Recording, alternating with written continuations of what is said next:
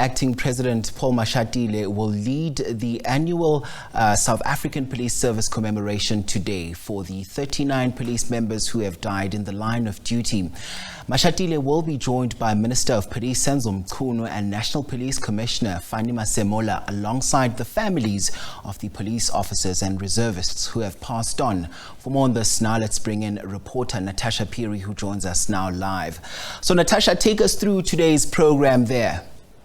Well, a very good morning to you, Mkolisi, and of course to our SABC viewers. It's quite a somber, mood here at the SAPS annual Commemoration Day. Of course, this day is meant to commemorate and to remember the men and women in blue who were actually slain in the line of duty between April 2023 and March 2024 this year. And we would know that this year's SAPS is honoring 39 members that were actually killed in the line of duty, 3 females and 36 males, and the names of the slain heroes will be engraved behind me in the SAPS memorial as a symbol of gratitude for their job. And of course, we know that these men and women in blue have put their lives in the line for the people of South Africa to ensure that they actually keep them safe. But I'm actually joined by family members who have lost people. I'm joined by Major Hana Maja, respectively,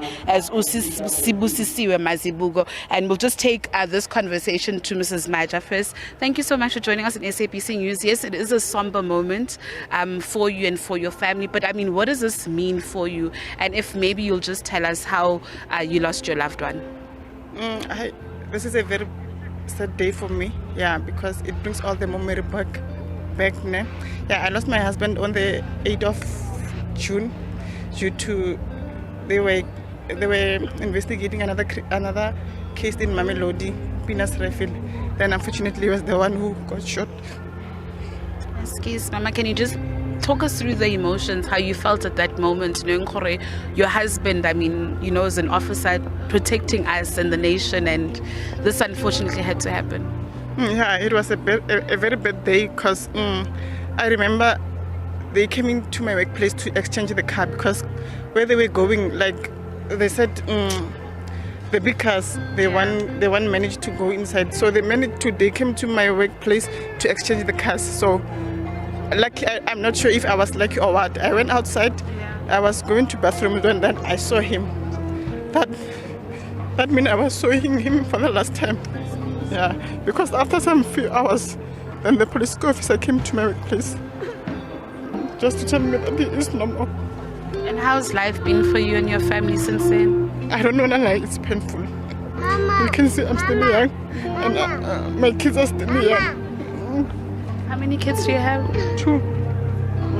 And does it bring you a bit of comfort knowing that his name will be engraved here? Yeah, I'm very much proud of him. He died a hero. Mama. He died fighting for a crime. Mama. That thing, it will live with me until my last breath. China, thank you so much, and I'm so sorry for your loss. Okay, let's take this conversation to Sibusisiwe Mazibugo. Now in Mam Johanna, you've also lost a loved one. What were the circumstances around that? Kwakunzima kakhulu kona ukwamukela ukuthi akasekho emhlabeni ngoba wayekade esuka kumina wafika wazongibheka emini. And emva kwa 2 hours ngizwa kuthiwa washona emva kwa 2 hours esuka kumina. So kwaba nzima kakhulu ukwamukela lokho. Kodwa uzizwa kanjani ukuthi namhlanje at least the whole nation as well as his other colleagues bayomkhumbula yena? Kona kubhlungu kodwa futhi kuyangijabulisa ukuthi washonela endaweni ekade ethanda kakhulu ngoba umuntu kade ewulwela umphakathi kakhulu la hlala khona. Namanje kusakhalwa ngaye ngoba umuntu osebenzayo. Mevuka ekseni ngisho off duty avuka ekseni ahamba ogada umphakathi ukuthi ugibelile kahle wafika kahle emsebenzini nantambama mama ubuya kwabamnyama nje uyaphuma ahamba ogada abantu emgaqweni. What can you say to South Africans? I mean, we've heard SAPS has called on the broader society to ensure that the police killings actually stop. When ungathini emphakathini khona manje? Emphakathini ngathi awuyeke umphakathi ukusebenzisana nezigebengu kakhulu ngoba umphakathi izigebengu bayifihla ngoba egcina kosuku izigebengu zizalwa yithini siyayifihla umuntu sithi sazi ukuthi umuntu uyahlukumeza wenza kanje kanje kodwa simfihla amaphoyisa mesenza umsebenzi wawo siqale thina futhi siwablame ukuthi bayenzelani lento ekubeni sazi kahle ukuthi thina esilahlekelwa ama-family members kunzima kuthina esilahlekela bezama ukuvikela bona futhi labo bantu abagcina befihla ama-criminals. Sibonga isikhathi sakho mama. Thank you. Atlenda, since you're here, can we please just speak to you? We know that the acting president is actually going to come in. It's a somber day, yes, as much as we spoke to the ladies who actually lost their loved ones.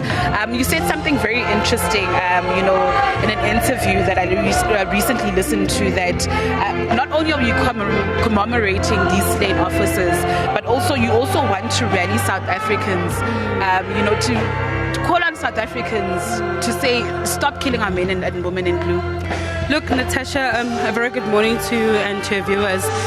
Every first Sunday of September, we gather in this fashion to honor and pay tribute to members who died in the line of duty. And 39 is a huge number. To criminals, this is just a number. But to us, these are men and women who, when called to respond to the call of duty to serve and protect the people of South Africa, they didn't hesitate, and they ultimately paid the ultimate sacrifice.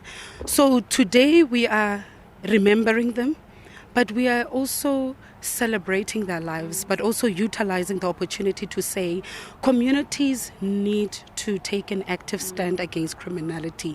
Communities need to work closely with the police. We can't have a situation where we lose police officers. One killing of a police official is one too many. It means the society is poorer. I mean, we already have a challenge of the shortage of police officers, and that is why we work closely with other key stakeholders in the fight against crime. So 39 is a high number, and we are quite concerned, but that is why we are also intensifying our police safety strategy as the SAPS, where we ensure that our members are always operationally ready. We look at the training, we look at every morning, every shift when they report for duty, we ensure they've got equipment, the right equipment, the equipment is in a good working condition. We make sure that they're mentally, they're operationally ready to respond to the call of duty. So we are calling South Africans to say, let us not shy away from working closely with the police. Join your local CPF at the local station. Share information. We've got the expertise. We will trace, we will investigate the information that you give us. And ours is to protect South Africans. You saw the crime stats. In a quarter, we had more than 6,000 people being murdered. And the most preferred weapon that is utilized in the murders in South Africa, it's firearms. That is why you see on a daily basis, we make it to a point that we detect, we remove these illegal firearms. On a weekly basis, we are collecting throughout the country 100 firearms. So this should tell you that we need to stand up, we need to work closely with all consent to end not only the police killings, but the killing of innocent victims of crime. Adelina, do you get a sense of a broader appreciation about, police officers? I mean, I read through the stats, like you said, the crime stats, also what police also go through. I mean, let's frankly actually talk about the facts. Being a police officer is a thankless job. They're under-resourced, low salaries, but yet, like you say, they put their lives in the line of duty. How do you highlight this to ordinary South Africans? Look, policing is about the passion. If you want to get rich, this is not the vocation. It's about serving and protecting. It's going the extra mile.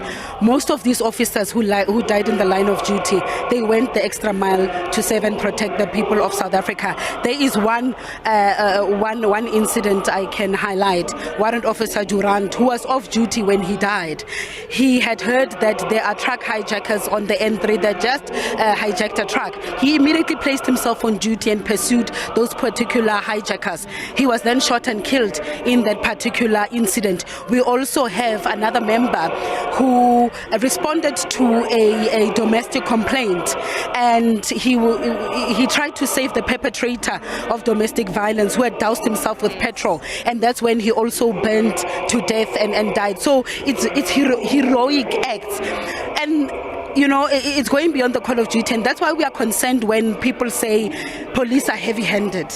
police are not heavy-handed. We respond with the force that is proportional to the threat.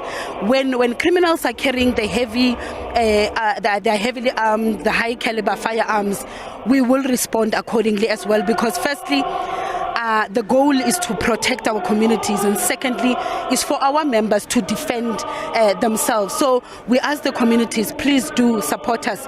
We want to get to a situation where we don't have to bury police officers. We want to get it to a situation where we don't have to gather in this fashion to honor and pay tribute and engrave the names of our police officers on the Union Building's memorial wall. And then just shortly before I cross back to studio, I think I find solace in that at least there's a South African Police Service Education Trust Fund where the kids of the slain officers are actually taken care of. And to date, you have said that you've assisted over 1,600 learners. 21 have graduated so far, 155 have matriculated. So in 2010, we established what we call the South African Police Service Education Trust Fund, which looks solely at taking care of the educational needs of the members who died on the line of duty. And this trust fund, it relies on donations and sponsors. Since inception, we have managed to raise 17 million. We've managed, like you had indicated, 1,631 learners have been taken to school, and some of them have graduated and matriculated. Unfortunately, I'm going to have to cut this short and toss back to you in studio. We do know that the acting president, Mr. Paul Mashatile, will be making his way anytime here soon.